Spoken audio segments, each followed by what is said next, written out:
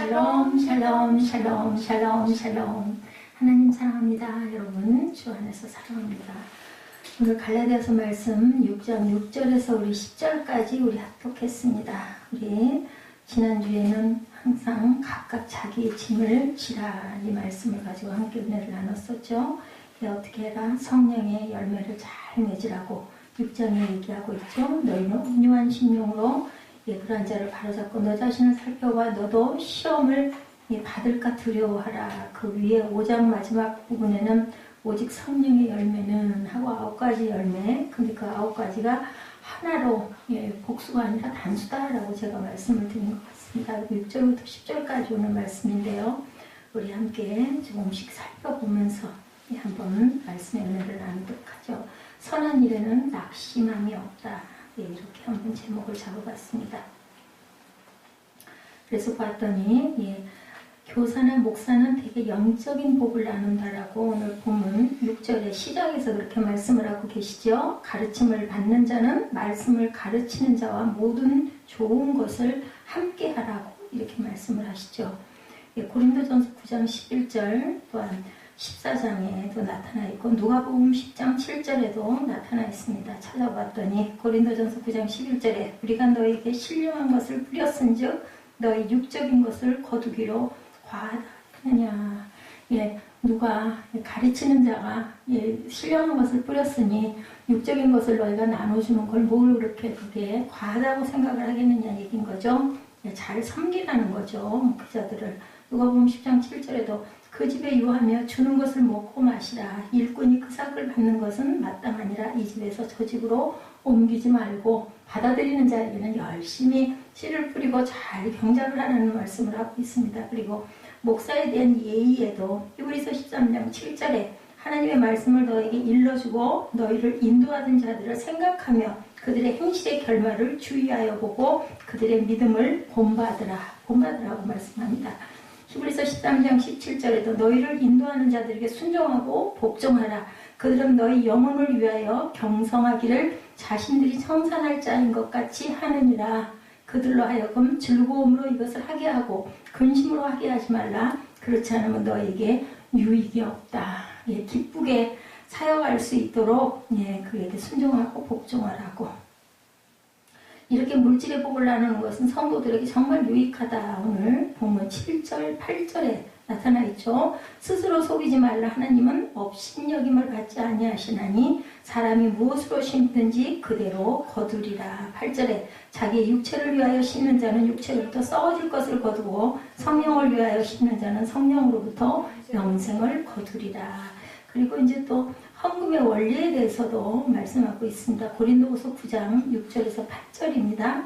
이것이 곧 적게 심는 자는 적게 거두고 많이 심는 자는 많이 거둔다는 말이로다. 각각 그 마음에 정한 대로 할 것이요 인색함으로나 억지로 하지 말지니 하나님은 즐겨내는 자를 사랑하시니라. 8절에 하나님 등이 모든 은혜를 너에게 넘치게 하시나니 이는 너희로 모든 일에 항상 모든 것이 넉넉하여 모든 착한 일을 넘치게 하게 하려 하시니라. 헌금은 이렇게 해야 된다는 거죠.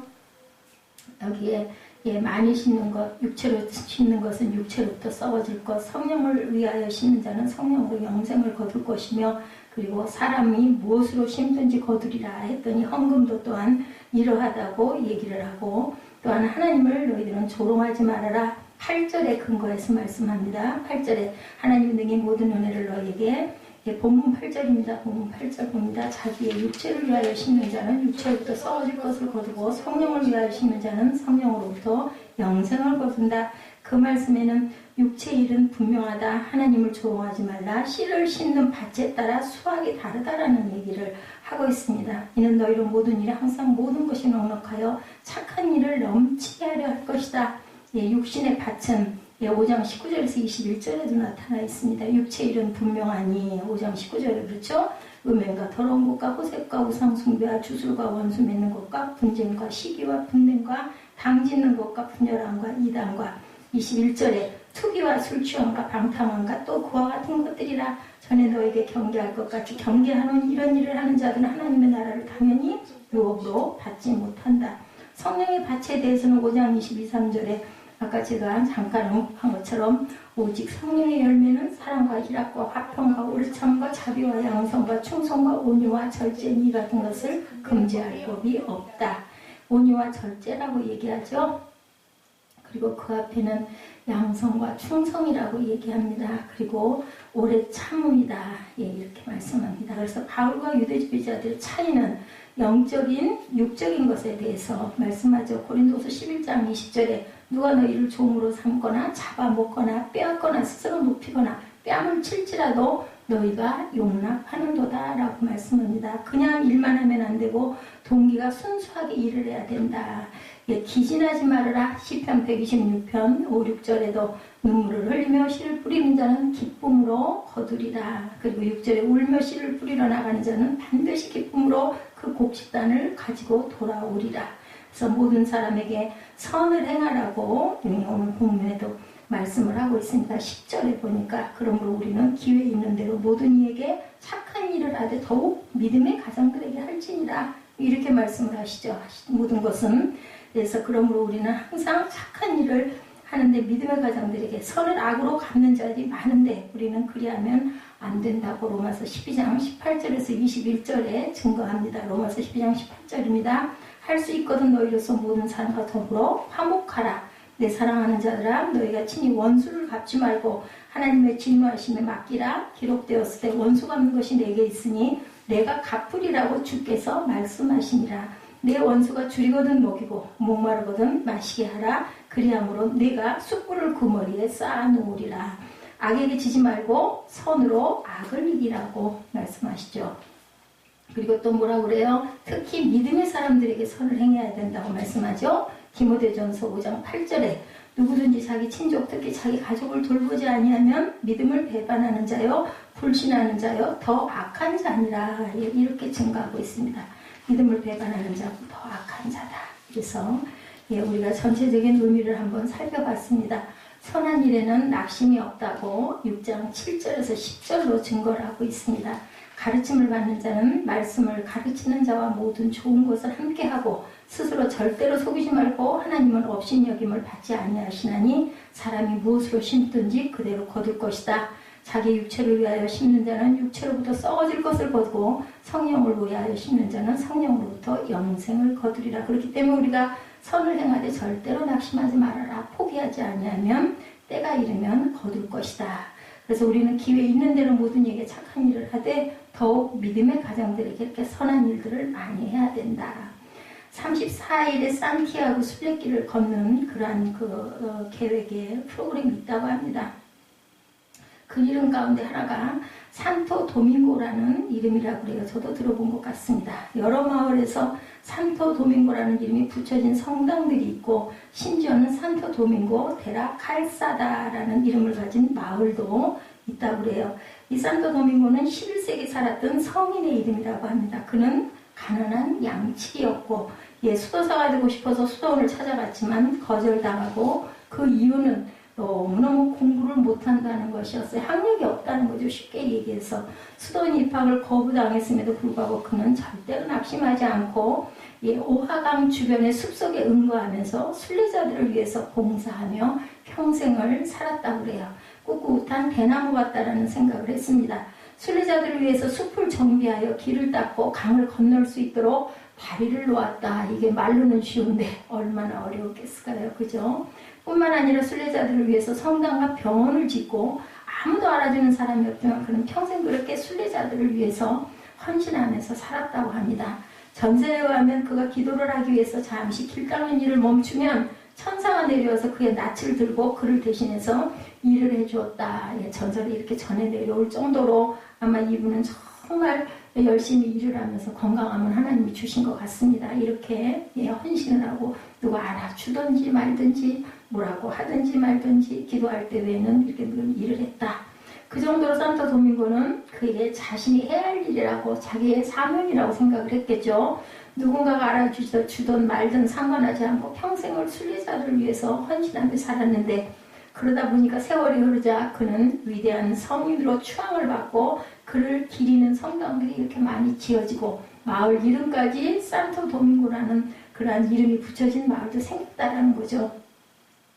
산토 도밍고라는 이름이 스페인에만 있는 것이 아니고요. 스페인의 통치를 받았던 남미에도 그 이름이 굉장히 많이 있습니다.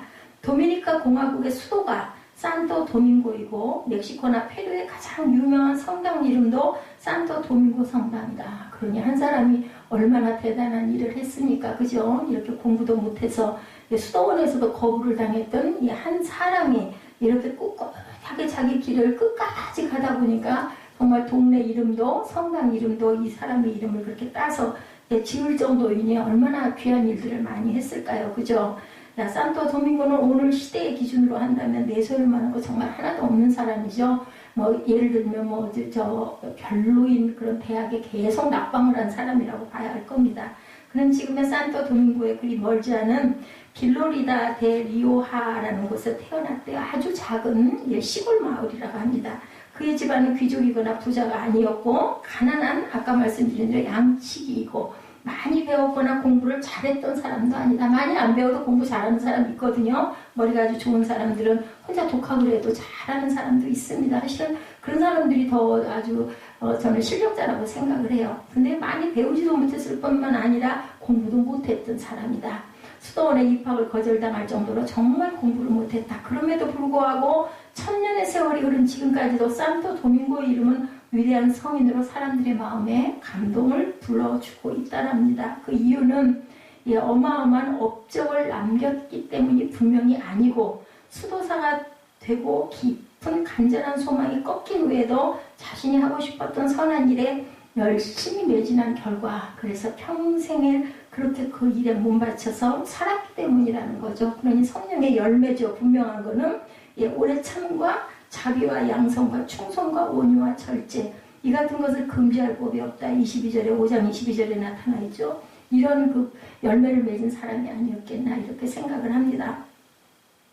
만일 그가 수도원에 입학을 거절당한 후에 수도원에서도 나를 받아주지 않는데 그리고 절망하고 낙심하고 포기하고 좌절하고 그리고 비관하고 한탄했다면 이런 일을 이루어낼 수가 절대로 없었을 거예요. 자신의 꿈이 포기당해도 그는 다른 방법을 찾아서 이렇게 열심히 자기 길을 꿋꿋하게 갔다라는 게 정말 중요합니다.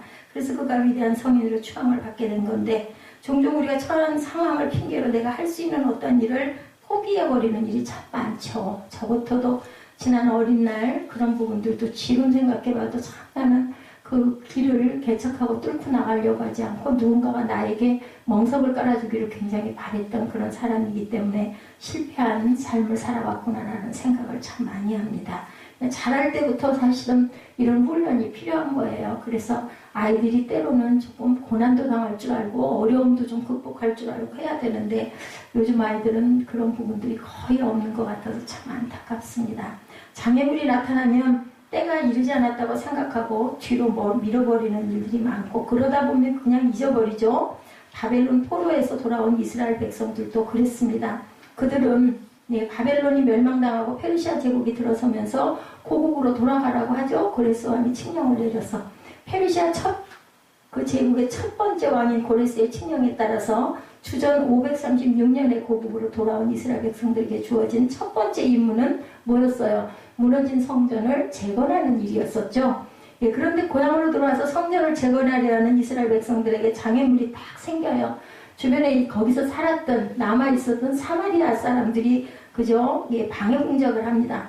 예루살렘 성전을 재건하는 일에 자신들을 참여시켜달라고 했는데 어땠겠어요? 유대인들이 이스라엘 백성들이 너희들은 이방인이야. 너희들을 이 성전 공사에 절대 쓸 수 없어. 이렇게 거절을 해버린 거예요. 단호하게.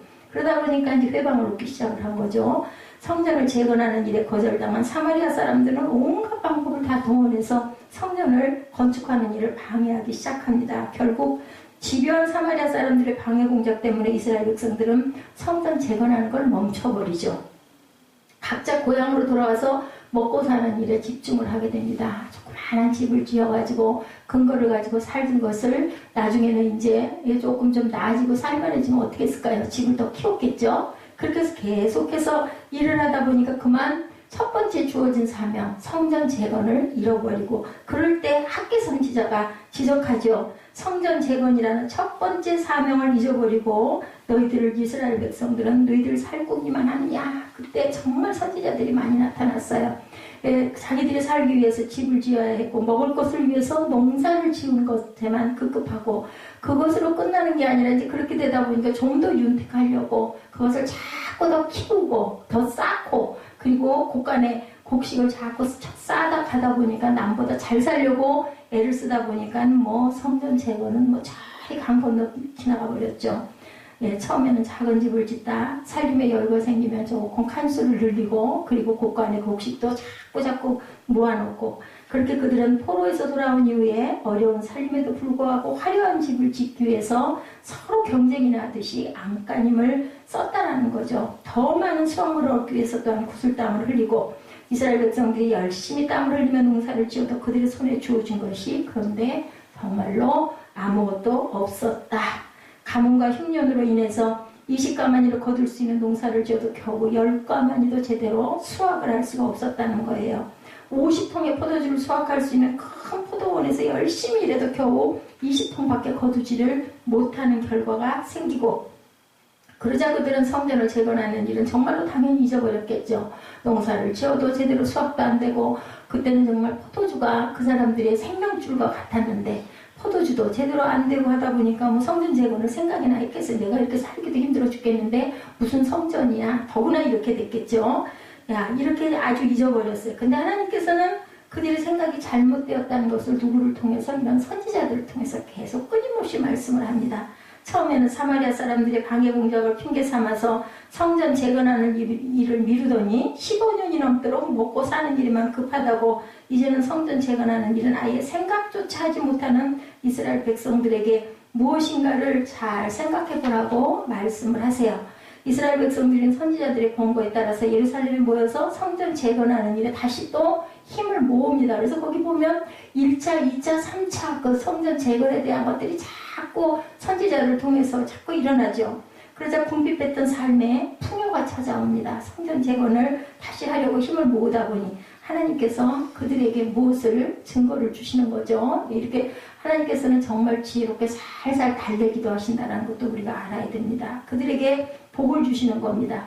이스라엘 백성들은 처음에는 사마리아 사람들의 방해 공작에 그들이 걸림돌이었는데 그래서 첫 번째 사명을 뒤로 미루고 말죠. 그러다가 자기들의 먹고 살 것에 대한 현실적 상황이 장애물이 되어서 첫 번째 사명을 아예 잊어버리고 그렇다고 해서 자기들이 처한 상황이 나아진 것도 아니었는데 우리도 또한 그렇죠. 하나님께서 우리에게 주신 사명의 길을 갈 때 크게 두 가지의 우리 길을 가로막는 것들이 있습니다. 첫 번째는 주변 환경이죠. 이스라엘 백성들이 출애굽했을 때 그저 환경 때문에 계속 입으로 뭐 했어요? 불만을 토로하고 저주를 하고 그러다 보니 거꾸로 저주를 받죠.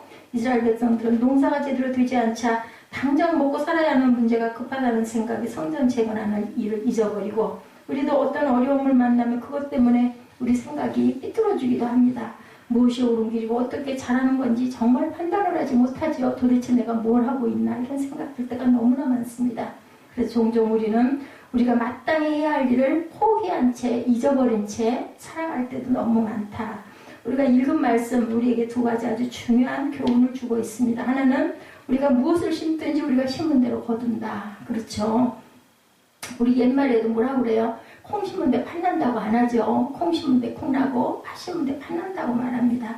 너무나 당연합니다. 근데 그것이 속담이 되어서 내려온다는 것은 당연한 것을 사람들이 뭐하기 때문에 자주 잊어버리기 때문에 콩 심은 데 콩나고 팥 심은 데 팥난다는 지극히 당연한 얘기를 우리가 계속 입으로 선포를 하고 시인을 합니다. 그런 의미에서 오늘 본문에 정말 지극히 지당하신 말씀이죠. 주고 계십니다. 콩 심은 데 콩나고 팥 심은 데 팥나는 것처럼 육체를 위하여 심는 사람은 육체로부터 뭐를 거두고 썩어질 것을 거두고 성령을 위하여 심는 사람은 성령으로부터 영원한 생명을 거둔다. 그러니 누군들 육체를 위해서 거두겠어요. 그죠? 성령을 위해서 거둬야 될 게 맞는데 지극히 당연한 말씀인데도 우리는 육체를 위해서 썩어질 것들이 눈앞에 보이다 보니까 거기에 그만 혼이 뺏겨가지고 나중에 거두어지는 영원한 생명이라는 것을 뒤로 멀리할 때가 너무나 많다. 지금 내가 무엇에 가장 큰 관심을 기울이고 있는가, 무엇을 위해서 일하고 있는가를 한번 조용히 곰곰이 돌아보시는 시간 되시기 바랍니다. 우리 신앙인들이 자주 착각하고 있는 가운데 하나가 바로 이거다. 하나님으로부터 은혜 받기를 원하고 하늘의 복을 누리기를 원하면서 세상에서 더 많은 관심을 갖고 살 때가 많다. 왜냐하면 삶에 직결이 되어 있는 일들이, 문제들이 세상에 널려 있다 보니까, 그죠? 그쪽을 쫓아갈 때가 너무나 많다는 거죠. 그래서 세상의 것을 얻기 위해서 많은 노력을 하면서도 마음속으로는 하나님께서 주신 복을 받고 싶어도 합니다. 하나님이 잘 되게 해주셔서 내가 이 일이 성공을 해서 많은 수확을 내가 받았으면 좋겠다. 그러면 내가 하나님을 잘 섬길 텐데, 이런 생각을 하죠. 그래서 하나님께서 복을 주실 때가 정말 있어요. 그럼 그 복을 받은 걸로 인해서 이 지금 이스라엘 성전 재건에 힘을 쓰는 것이 아니라 뭐예요? 예, 집을 더 넓히고 호화스럽게 사치를 하고, 그리고 곳간에 곡식을 그득그득 재우듯이 통장에 돈을 자꾸 쌓고 뭔가를 자꾸 확장을 하다 보면 하나님께는 언제 드려요? 예, 더 주시면 드릴게요. 더 주시면 드릴게요. 예, 그래도 하나님께서는 잠잠히 참으시고 부어주실 때가 있죠. 그러다가 한번 탁, 이 녀석 너는 내 자식이다 할 때는 우리가 회초리를 맞을 때도 있다라는 것을 생각을 해야 된다. 그래서 고난과 환난을 통해서 주님을 만나는 일이 병으로 만나기도 하고 자녀를 잃어버리기도 하고, 그죠? 그리고 아니면 재산이 날아가 버리기도 하고, 아니면은 뭐 수해나 아니면 재난을 통해서 우리가 하나님을 거꾸로 만나기도 합니다. 그럴 때 우리는 그건 너무너무 싫어하죠. 그래서 노크로스 노크라운이라는 그런 말씀이 있기도 합니다. 반대로 우리가 하나님께서 원하시는 삶과 전혀 다른 삶을 살고 하나님께서 전혀 기뻐하지 않는 생각을 갖고 산다면 하나님께서 복을 주시지 않을 것인데, 세상의 것을 좋아하고 세상에서 내가 욕망하는 것을 얻겠다고 몸부림을 사는데 어떻게 하나님께서 그 사람에게 복을 주시고 싶을 것인가를 우리가 생각을 해볼 줄 알아야 된다. 그 생각을 만약에 한다면 그 사람은 정말 영원한 생명을 얻을 수가 있겠죠. 어떤 상황에 내가 잘못을 했다 하더라도 그것이 돌이켜질 거니까 항상 하나님께서 기뻐하시는 일을 해야 하나님께서도 기쁜 마음으로 우리에게 복을 주신다는 것을 절대 잊어버리면 안 되겠다. 영생을 얻고 영생하는 기쁨으로 살기를 원한다면 성령을 따라 살아야 된다. 아까 우리 마지막 찬양처럼, 그렇죠? 절대로 우리는 잊어버리면 안 된다. 주의 공의와 주의 인자하심과 주의 사랑을 우리가 잊어버리면 안 되는데, 성령의 인도하심을 따라 성령을 위하여 살 때 자연스럽게 우리의 삶에 성령의 열매가 당연히 맺혀진다는 거죠. 하나님께서는 그 삶의 영적인 은혜와 복들로 채워주신다는 것. 지금 우리는 무엇을 위해서 씨를 뿌리고 열심히 땀을 흘리고 있는지를 다시 한번 말씀을 통해서 생각하는 시간을 가지시기를 주님의 이름으로 축복합니다. 세상 사람들과 조금도 다를 바가 없는 육체를 위한 삶을 살면서 우리의 삶의 영적인 열매가 맺혀지기를 혹시 바라고 있는 것은 아닌가를 한번 우리 자신을 돌아봐야 되겠죠. 오늘 본문에서 하나님께서 말씀하십니다. 하나님은 업신여김을 받지 아니하시나니. 이 말씀을 바꿔서 이해하면 우리가 육체를 위해서 살면서 하나님으로부터 영적인 복과 은혜를 받기를 바라는 것은 하나님을 업신여기는 것이라는 거예요. 그죠? 제가 아까 그런 얘기를 했어요. 하나님은 아실 거예요. 근데 아주 그 말이 아주 기분이 나쁘다고 얘기를 하더라고요. 그럼 왜 기분이 나빠요? 그거는 정죄하는 것도 판단하는 것도 아닌데 우리가 알 수가 없잖아요. 어떻게 알겠어요? 본인이 아무리 아니라고 그래도 내 생각하기에는 그게 아닌 것 같다 보면 저는 제 입에서 그 말이 나와요. 하나님은 아실 거야. 그러면 그 소리를 할 때마다 화를 내더라고요. 그 상대방이. 나는 그거 이해 못해. 그리고 속으로 마음에 오는 생각이 뭐냐면 찔리니까 그러겠지. 그죠? 안 그렇다면 똑같이 맞아. 하나님은 아셔. 내 마음 아실 거야. 그리고 웃을 것 같아. 이래서 우리는 뭔가 찔림이 있을 때는 화를 낸다라는 것, 우리가 혈기를 부린다는 걸 알아야 된다. 세상을 살아가는 사람들 가운데 업신여김 받으면서 기분 좋아할 사람은 아무도 없어요. 사람도 하물며 하나님께서 만을 여김을 받지 않으신다고 그러죠. 그것도 똑같은 얘기입니다. 심지어 어린아이들도 자기를 업신여긴 사람 보면 싫어하죠. 무시하면 알아요. 꼬마들도 알아요. 그죠? 미워하는 거, 이뻐하지 않는 거, 머리를 쓰다듬는데도 귀여움이 없이 사랑이 없이 그냥 아이고 하면서 쓰다듬어 주는 거랑 아이고 이뻐라고 쓰다듬어 주는 거는 굉장히 느낌이 다르죠. 아이들도 안다라는 거죠. 업신여긴다는 말은 누군가의 앞에다 코끝을 돌린다라는 뜻을 갖고 있습니다. 콧방귀를 낀다는 거예요. 콧방귀를 낀다. 하나님께서 하신 말씀에 대해서 꽃방귀를 뀌는 사람이 하나님을 업신여기는 사람이다. 아이고 어떻게 하나님의 말씀에 우리가 꽃방귀를 뀌어서 흥한다는 거죠. 뭐가 그래? 이 말인 거죠. 부정하는 거죠. 하나님께서 하신 말씀에 대해서 우리가 꽃방귀를 뀌면 말씀을 주의 깊게 당연히 듣지 않고 내 마음대로 해석해버리는 거죠. 그리고 내 귀에 들린 것만 기억하려고 하고 그리고 나머지는 안 들려요. 그냥 넘어가는 거죠. 그리고 내가 하고 싶은 대로 하고 사는 것. 하나님의 말씀과 전혀 상관없이 사는 것. 주일날 예배는 와요. 그리고 뭐 예배드리는데 본문 있다 그러면 본문 같이 읽고 그냥 앉아서 듣죠. 근데 몸은 와 있는데 마음은 함께 같이 동참하지 않는 것. 그래서 제가 항상 기도할 때 뭐 따라하지 않더라도 꼭 마음으로 함께 합심해서 같이 좀 하십시다 하고 얘기를 합니다. 하나님의 말씀과 상관없이 살아서는 하나님께서 우리에게 성령의 것으로 절대로 채워주시질 않는다. 영생의 삶을 주실 수가 없겠죠. 네가 내 말을 안 듣고 콧방귀를 뀌는데 내가 어떻게 너에게 그 성령의 영생의 생명을 주겠느냐라고 당연히 말씀할 거예요. 사람도 시죠. 그런데 애들도 아는데 그죠? 하나님의 말씀에 전혀 관심을 갖지 않고 살면 그게 하나님을 업신여기는 것이다. 우리는 이것을 분명히 깨달아 알아야 된다. 하나님께서는 결코 업신여김을 당연히 받지 않으신다. 사람도 아이들도 아는데 어리석은 우리 인간은 하나님을 속일 수 있다고 생각을 해요. 왜냐하면 눈에 보이지 않기 때문에. 근데 아시죠? 눈에 보이지 않는 것들이 더 귀한 것들이 얼마나 많다라는 거. 우리 눈에 보이는 거는 한계가 있죠. 우리 눈이 시력도 마찬가지입니다. 하나님을 업신여기면서도 하나님께서 눈 감아 주실 것이라고 생각을 하고 뭐 그것쯤이야. 다른 사람들도 다 그렇게 하는데 뭐 나 혼자만 그랬어? 뭐 이렇게 되는 거죠. 우리에게 업신여김을 당하시면서도 하나님께서는 그냥 참고 넘어가 주실 것이라고 착각하는 거. 하나님이 어떻게 했다고 그래요? 끝까지 팔을 벌리고 기다린다고 로마서에서 우리 같이 은혜를 나눴죠. 우리를 창조하신 하나님께서 우리에게 업신여기심을 절대로 당하지 않는다. 그렇기 때문에 우리는 어떻게 살아야 되겠다. 정직하게 신앙생활을 할 줄 알아야 되겠고 성령으로부터 영생을 거두는 삶을 살아야 되겠다. 하나님은 결코 업신여김을 당하지 아니하시기 때문에 우리가 심은 대로 보응해 주신다. 육체를 위하여 산다면 우리 삶의 육체의 열매를 얻을 수 있을지라도 영을 위해서 산다면 성령의 열매를 얻을 수 있다는 것. 영적의 삶을 살 때 우리가 하나님께서 기뻐하시는 선한 일을 할 때 언제나 그 길이 형통하고 잘 풀린다면 얼마나 좋겠는가마는 그렇지만도 않다라는 거죠. 그 길 끝에서 끝까지 오래 참아서 누구를 만나야 돼요? 주님을 만날 줄 알아야 된다는 거예요. 산타 도밍고처럼. 그러나 선한 일에도 시련이 이렇게 따라오죠. 그분은 아까 제가 잠깐 소개했지만 뭐 그렇게 뭐 아주 술술 풀리도록 그렇게 잘 할 수 있었겠어요.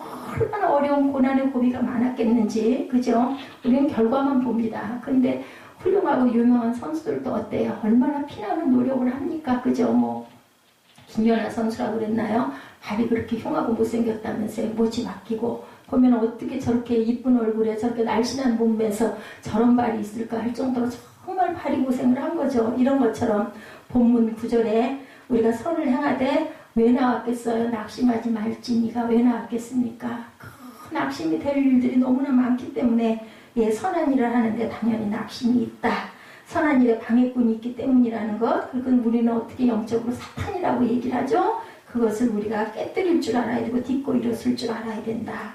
11세기 성인 아까 말씀드린 산토 도밍고를 생각해 볼 때 자신의 삶 전체를 하나님께 드리기 위해서 하나님께서 기뻐하시는 삶을 살겠노라고 결단하고 수도자가 되고 싶어 했는데도 불구하고 입학이 거절되잖아요. 기도하고 응답 안 받았겠어요? 응답 받았겠죠. 그죠? 저는 수도사가 되겠습니다. 했을 때 하나님이 그래라. 아마 감동을 주셨을 거예요. 근데 왜 가서 낙방을 하냐고도 잘못한 거 아니야? 보통은 다 그렇게 생각할 수 있는 건데 그는 장애물을 스스로 극복할 수가 없었다라는 거죠. 어거지로 우겨서 수도원에 들어갈 수도 없는 일이었어요. 왜냐하면 법칙이라는 게 세상에는 꼭 존재하기 때문에 수도원 원장을 찾아가서 왜 내 마음을 몰라주느냐고 울고 때를 써도 수도원에 들어가는 것은 불가능했고 분명 수도원 입학 거절이라는 상황이 그에게는 큰 장애물이었는데 그렇다고 그는 하나님께서 기뻐하시는 삶을 살겠노라고 거룩한 마음 먹은 것을 절대로 포기할 수가 없었다는 거죠. 자, 다른 방법을 하나님께 기뻐하는 삶을 사는 방법을 그는 택한 거죠. 차선을 택한 거예요. 수도원에 들어가서 수도사가 못 되더라도 나는 주변 사람들을 위해서 세상 뭐 이목 같은 거 상관하지 않고 내가 뭐가 되든 그게 중요한 게 아니라 나는 열심히 선한 일을 할 것이다. 그리고는 그 길을 개척해 나갔다라는 것. 그는 순례자들을 위해서 길을 닦고 다리를 놓고 숲을 가꾸고 오랜 시간이 걸리기는 했지만 조금도 낙심하지 않고 꾸준히 그 일을 계속해서 성인이라는 추앙을 받았다. 그렇다면 얼마나 마지막 길이었을까? 그죠?